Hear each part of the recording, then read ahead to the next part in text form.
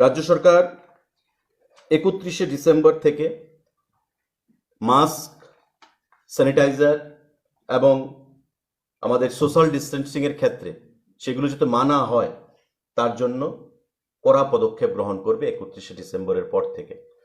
কারণ এটা খুব, আমরা বলতে চাই না যে এটা অ্যালার্মিং হয়ে গেছে, এমন নয়, কিন্তু prevention is better then cure. আমাদের আগে থেকেই সচেতন থাকতে হবে, সজাগ থাকতে হবে, এবং এটা একমাত্র সম্ভব হবে বিগত দিনে যেভাবে আপনারা সহযোগিতা করেছেন সরকারকে, আপনারা এবারও সেই সহযোগিতার হাত বাড়িয়ে দেবেন। তো যেগুলো আমরা শুরু করেছিলাম, হ্যান্ড স্যানিটাইজার ব্যবহার করা, মাস্ক ব্যবহার করা, সোশ্যাল ডিস্টেন্স মেনটেন করা, কোনো ক্রাউড এরিয়াতে না যাওয়া, এই যে জিনিসগুলো সেগুলো আমাদের আবার মানতে হবে।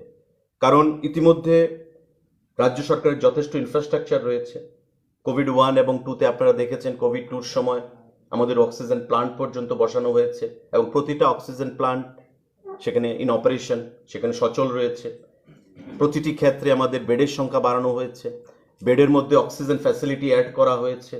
তো স্বাভাবিকভাবেই প্রথম দিক দিয়ে আমরা যে অবস্থানে ছিলাম, কোভিড 2-তে আমরা অনেকটাই নিজেদের পরিকাঠামোকে বা ইনফ্রাস্ট্রাকচারকে আমরা ডেভেলপ করতে পেরেছি এবং আমরা তৈরি রয়েছি সম্পূর্ণভাবে যে কোনো পরিস্থিতির মোকাবিলা করা, রাজ্য সরকার এবং স্বাস্থ্য দপ্তর। কিন্তু তারপরেও যেহেতু কোভিড প্যান্ডেমিকের সময় আমরা দেখেছিলাম যে একটা মানুষকে কোয়ারেন্টাইনে থাকতে হয় এবং কোভিড প্যান্ডেমিক থেকে ওমিক্রনের যে স্প্রেড হওয়ার যে ক্ষমতাটা, স্প্রেড হওয়ার যে ঘটনাটা, সেটা অনেক বেশি, খুব তাড়াতাড়ি সেটা স্প্রেড হয়, কিন্তু মর্টালিটি রেট কম, মৃত্যুর হার যেটা সেটা কম, সাফারিংসও কম, এবং ট্রিটমেন্ট যেটা হয় ওমিক্রন যাদের পজিটিভ তাদের ক্ষেত্রে যেটা ট্রিটমেন্ট হবে সেটা সেম ট্রিটমেন্টই হবে যেটা করোনার সময় হয়েছে। তো স্বাভাবিকভাবেই প্যানিক হওয়ার কিছু নেই, টেনশন করার কিছু নেই। আমি বলবো আমাদের যে ইনফ্রাস্ট্রাকচার রয়েছে, we are capable to fight out this Omicron also as we did in case of COVID-19 করোনার সময়। কিন্তু আপনাদেরকে রাজ্য সরকার এবং স্বাস্থ্য দপ্তরকে সেখানে সহযোগিতা করতে হবে, সচেতনতা রাখতে হবে, যাতে কোনো অবস্থাতেই রাজ্য সরকারের যে ঘোষিত যে বিগত দিনের যে নিয়মাবলী রয়েছে কোভিড-19-এর সময়, সেগুলো যেন আমরা মেনে চলি, কোনো অবস্থাতেই যেন ভায়োলেশন অফ গাইডলাইন না হয়।